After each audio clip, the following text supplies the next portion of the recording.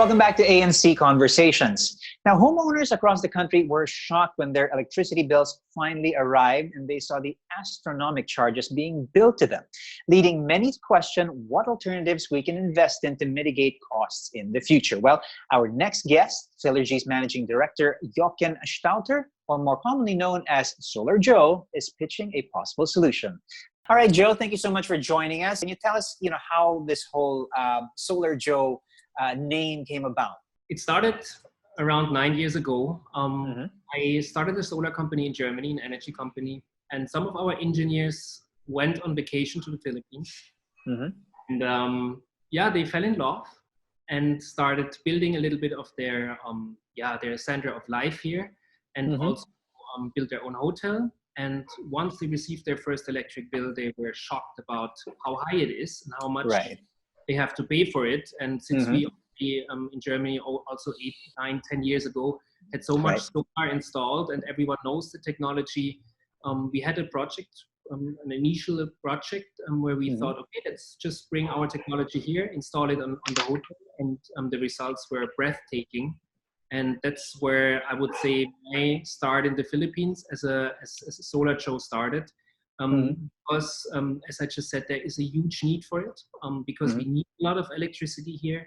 It is very expensive, and it makes highly sense to use something that we naturally have, the most abundant resource, which is our sun. And the Filipinos know that. Everyone says grabe in it and tries to hide.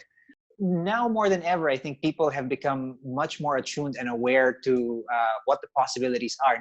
How do you think solar energy is going to help us as an alternative to what we're feeling now when we're looking at our bills? Yeah, the beauty of a solar system, if it's on a residential house or a business, is that right on your roof, you produce your own free and clean energy where you need it. You don't have to purchase it from somewhere. So it makes you independent in the end. It makes you independent from high electricity rates, from using all the electricity that we need to use now, because as you said, we have to stay at home. It is very hot. We have to let our appliances run more, the aircon. But it's not just the aircon, it's freezer, fridge, everything, because it's hot has to work more. And solar can, of course, we received hundreds of messages over the past 2 weeks where people literally scream for help. Because of their bills that spiked skyrocketed 5 times, 6 times higher than usually. On the other hand, we received also a lot of messages from very happy clients, and their bills even went down.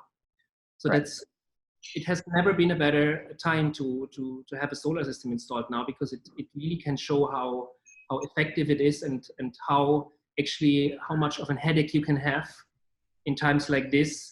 Because in the end, what the utilities or the electric providers did is not charging more for what you use. They basically charge the same. They just didn't charge it right in the month you used it. They used the average of the past 2 months, and now since they can read out the meters again, they charged basically the gap or the delta between the real consumption and your average all at once. And of course, that's shocking.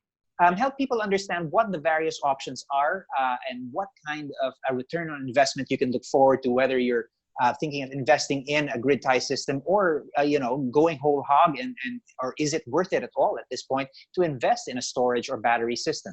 Both are possible, of course, as you mentioned. We call a system that has no battery, that is connected to the grid, meaning you are connected, for example, here in Manila, you are connected to the local utility. And it's always a mix of the local utility and solar, fully automatic. You don't store energy in a battery, you sell it to the utility. So instead of storing it, you sell it, and you get a credit on your electric bill that can be used to offset, for example, your bill at night. The methodology behind that is exactly the same than if you have a battery, because instead of storing it in the battery that supplies solar electricity whenever you need it and there is no solar energy, for example, at night, you sell it and you have that credit. So that is a grid-tied solar system. It is fully automatic. There are no maintenance costs. You have warranties of up to 25 years. On the other hand, you can have a battery installed, meaning the solar energy gets produced. Everything that you use during the day mostly gets covered by already free solar electricity. Everything you have in excess gets stored in the battery. Mhm. And I explained the battery supplies that then at night or at times where you have to use a lot and the battery is full with free solar energy. What is the difference? There are a lot of technical things I would need to mention. I don't want to do that because that's very technical. Mhm. Let's look at the investment side, because of course everyone that wants to have a solar system maybe has or wants to have a little bit of a good feeling because you produce clean energy, you do something Right. for the art, but more than anything else, everyone wants to save money and wants to have a return on investment. Mhm.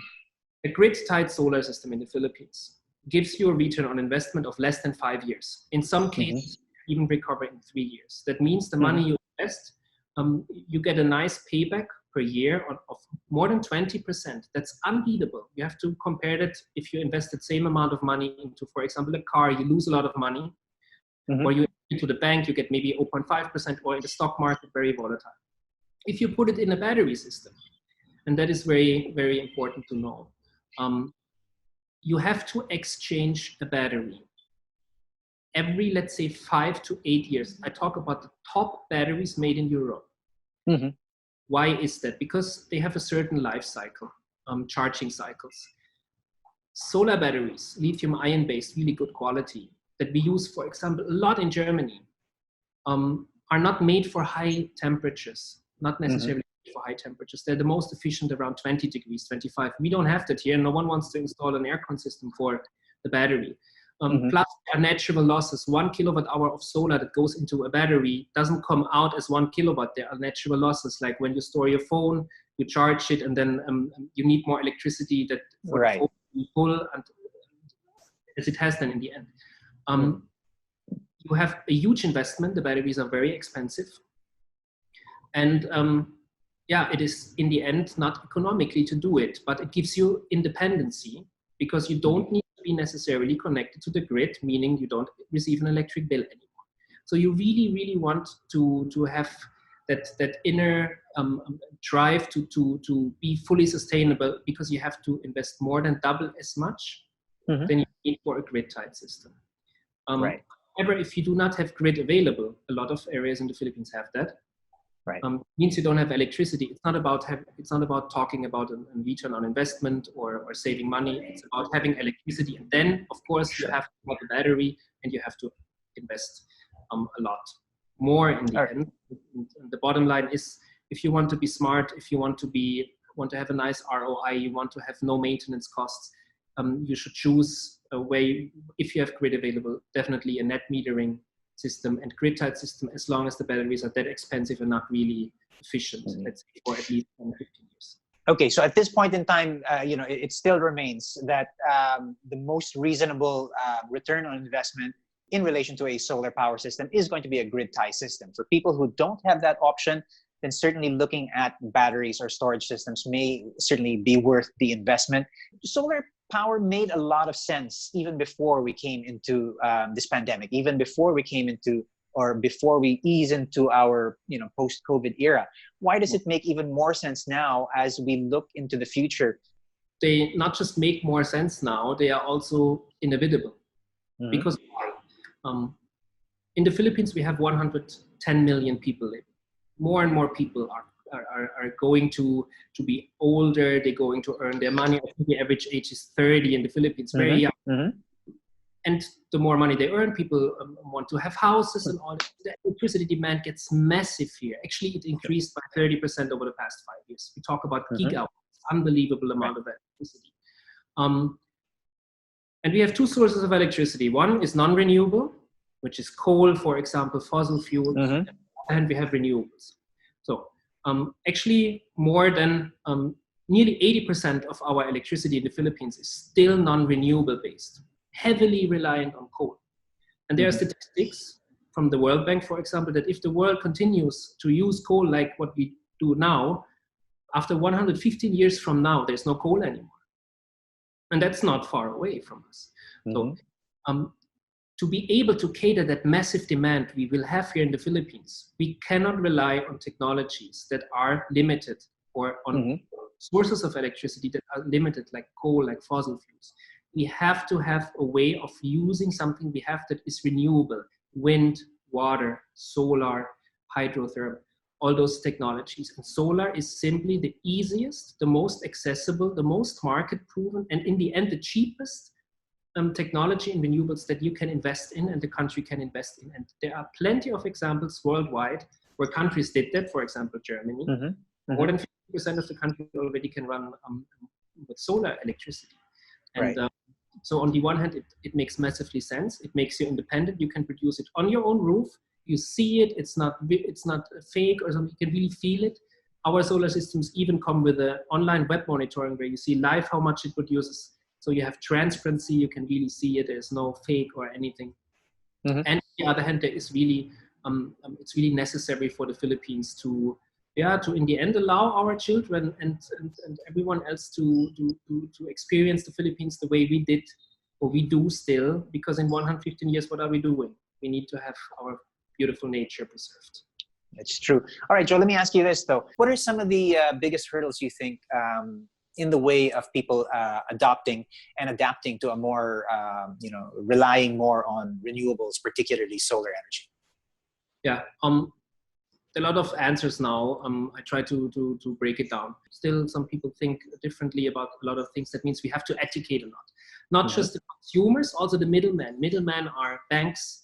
They can make it affordable through financing, like we made cars, for example, affordable. Sure. Architects, developers, construction companies, people that in the end decide how many air cons a house or consult end users. They have to be educated about the technology. A lot of architects listen really well to it. Some of them still are not so open to the technology. So that has to become a standard. It is a standard in a lot of other countries. Just in Germany last week, I always use it because, of course, I come from there and I read a lot of news. It's a law now in the country to, whenever there's, in parts of the country, whenever there's a house or a building installed, built, you have to install a solar system. So that is also one of the factors. I think the politics needs to push it. There are already renewable energy acts. I don't want to say nothing has been done or is done, but it has to be more aggressive. It has to be more pushed towards that renewable. To give you that idea, we still invest heavily on coal, even though we know that it's limited, and even though we have to import more than 60% of the coal resources from other countries. So we are highly dependent from other countries for that, because we don't have coal much in the Philippines, right? Right. We still have to invest in it. It's a little bit of lobbying, of course. I say that with a little smile because I don't want to get much into that. It is education. It is pushing it for the politics. It is, of course, explaining more and more end users how really reliable solar is. You have warranties 25 years. It is fully automatic, no maintenance costs. You return your money after, let's say, 4 to 5 years. That is actually a no-brainer, and right. We have so many happy clients. And I'm also very confident that it will increase massively solar here, because we feel that a lot over the past 2 to 3 years. The market is coming massively. Excellent. I think you've made a great pitch for people to sort of come on board and be a little more open to the idea of cleaner, renewable energy, such as solar. I want to say thank you to Solar Joe, as everybody calls you. Thank you so much for that discussion. Very interesting stuff. Thank you very much. All right, ANC Conversations. We'll be back with more.